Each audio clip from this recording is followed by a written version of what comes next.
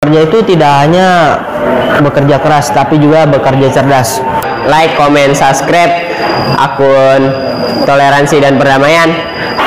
Dan kelinci pun kalah. Jadi yang terkandung dalam cerita ini, kita tidak boleh meremehkan orang. Kita harus selalu tolong menolong kepada semua orang, dan janganlah sombong terhadap apa yang kita miliki. Kelebihan dan kekurangannya, maka jangan sekali-kali kamu menghina dan menyepelekan orang lain.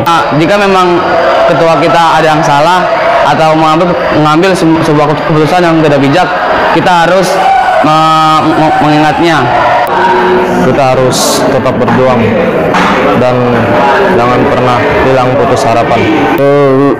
Terus berlari sampai ke hutan, dan akhirnya pun si kancil itu lolos dari serigala. Kesimpulan yang bisa kita ambil dari cerita ini yaitu janganlah berbohong demi sebuah hiburan, karena orang lain itu juga bisa berubah-ubah sifatnya. Kita tidak tahu apa yang dia rencanakan untuk kita. Siapa menemukan orang, memudahkan orang lain, Allah juga akan memudahkan urusan di dunia dan di akhirat. Jadi kita sebagai anak harus menyayangi dan menghormati orang tua. Kesulitan akan memberikan kekuatan dan hal-hal yang berharga lain. Apabila masalah adalah keburukan dan solusi adalah kebaikan, maka kita membutuhkan keduanya agar berkembang. Gerbang kesuksesan. Jadi jangan takut untuk mengambil resiko. Mengajarkan kita betapa kelembutan, akhlak dan budi pekerti yang baik dapat mendatangkan kebaikan kepada orang lain.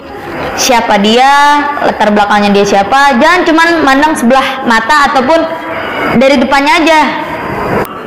Bismillahirrahmanirrahim. Assalamualaikum warahmatullahi wabarakatuh. Merdeka. Perkenalkan, nama saya Al-Aina Latifah. Saya dari kelas IPS B, dan kameramen saya yang bernama Khotimah Alwida. Saya akan storytelling yang berjudul Laki-laki Biasa. Selamat menikmati. Berawal dari hal kisah ada seorang pemuda yang bernama Andi. Dia ini mempunyai latar belakang yaitu sederhana sekali. Dari penampilannya, busananya, apapun itu dia sederhana dan klasik. Suatu ketika ada perempuan yang dimana ia ini sedang menulis skripsi di akhir semester perkuliahannya si wanita ini yang bernama Anita. Anita ini jurusannya dari arsitek, dan si Andi ini adalah mandor di sebuah perusahaan. Suatu ketika Anita yang sedang bertugas melakukan skripsi akhir semester perkuliahannya ia harus menulis membuat skripsi yang dimana tentang arsitek pembangunan sebuah gedung. Seiring berjalannya Anita melakukan pengerjaan tugasnya, Anita dan Andi pun bertemu di sebuah proyek pembangunan yang sedang dikerjakan oleh si Andi. Perkenalan pun berjalan seiringnya waktu. Perkenalan pun ada di antara mereka berdua. Lama mereka mengenali satu sama lain. Andi pun mengenali kehidupan sederhananya Andi kepada Anita, yang dimana Anita ini hidup di lingkungan yang begitu mewah, di kalangan atas, yang bisa dibilang di kalangan atas. Andi memperkenalkan kehidupannya yang dimana dia ini mempunyai teman di sebuah perdesaan, terus diajak mengenali seluk-beluknya rumah-rumah yang begitu kecil, terus diajak jalan-jalan ke sungai, melihat pemandangan dan sebagainya.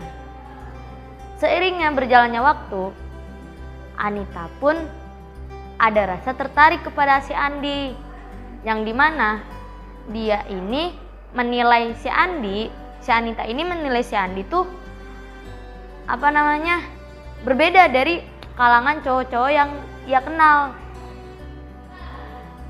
Akan tetapi seringnya berjalan ia mengenali Andi, orang tuanya si Anita sudah mempunyai rencana, yang dimana si Anita ini dijodohkan oleh seorang dokter yang bisa dibilang dia itu sederajat dengan si Anita, yang dimana dia tampan,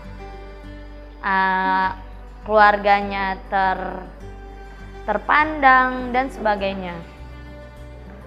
Awalnya Anita ini tidak tahu kalau si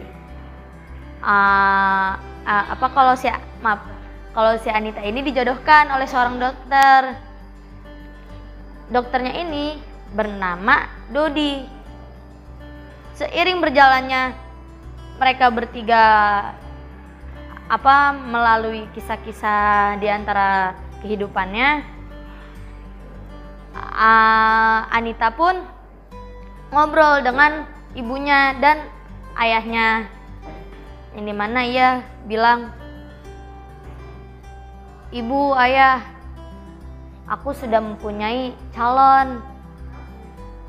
Dia ini berbeda dari yang lain, dari laki-laki yang aku kenal di kalangan-kalangan dan di dunia itu aku kenal dia ini berbeda." Gitu. Ibunya pun berkata, "Anita, kamu tuh sudah ibu jodohkan, yang dimana dia ini berpendidikan, seorang dokter, latar belakangnya jelas. Kalau memang kamu sudah mempunyai calon, kamu harus sesuai kriteria ibu." Ayahnya pun mengerti perasaan si Anita, yang dimana dia ini ingin jodohnya si Anita ini pengennya dari dirinya yang sudah dia kagumin begitu lama. Ayahnya pun berkata, "Anita, kalau memang kamu sudah mempunyai calon, besok kamu bawa ke rumah dan perkenalkan kepada ayah." Anita pun senang sekali dengan perkataan ayahnya. Ya, walaupun ibunya ini kesal dengan perkataan ayahnya, yang dimana dia menyetujui kemauan Anita. Keesokan harinya, sebelum keesokan harinya, mundur flashback sedikit.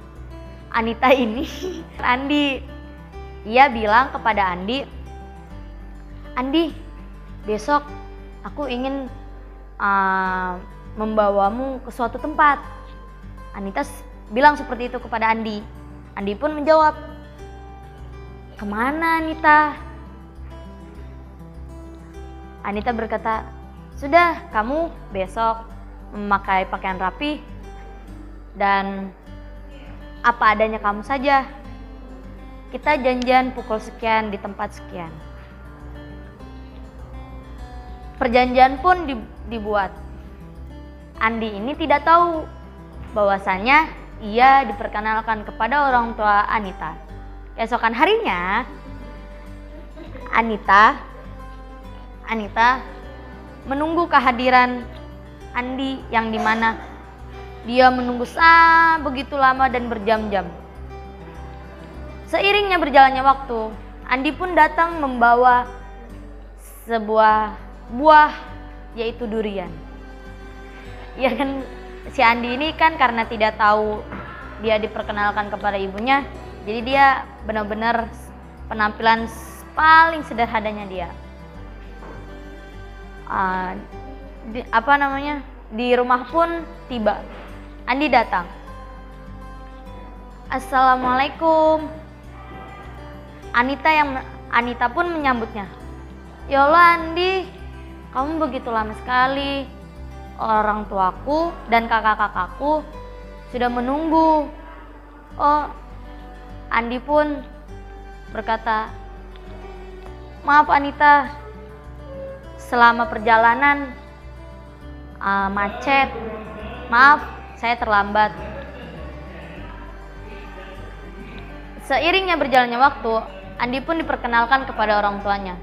Tetapi Anita sempat kecewa karena ibunya begitu tidak menyukai si Andi, yang dimana dia ini mempunyai penampilan sederhana, ya tidak memasuki kriteria ibunya Anita. Tetapi Anita pun didukung oleh ayahnya, yang dimana ia menyetujui keinginannya dan merestui hubungan mereka. Seiring berjalannya waktu, mereka pun menikah di tempat paling sederhana, berbeda dengan kakak-kakak yang sebelumnya. Seiring berjalannya waktu, Anita pun hidup bahagia dengan si Andi. Dia mempunyai 2 orang anak. Ia pun akhirnya berbeda dengan kakak-kakak sebelumnya, yang dimana ia ini mempunyai seorang suami yang begitu sederhana dari suami kakak-kakaknya. Suami kakak-kakaknya itu berbeda sekali. Dia mempunyai jabatan seperti DPR, dokter, artis, apa segala macam. Cuman si Anita ini berbeda. Dia mempunyai seorang suami yang begitu sederhana. Singkat cerita, suatu ketika ada sebuah kecelakaan yang dimana Anita ini ketabrak oleh truk dalam sebuah perjalanan mobilnya. Seiring kecelakaan tersebut, Anita pun lupa ingatan, yang dimana ia lupa dengan anak-anaknya, lupa dengan suaminya.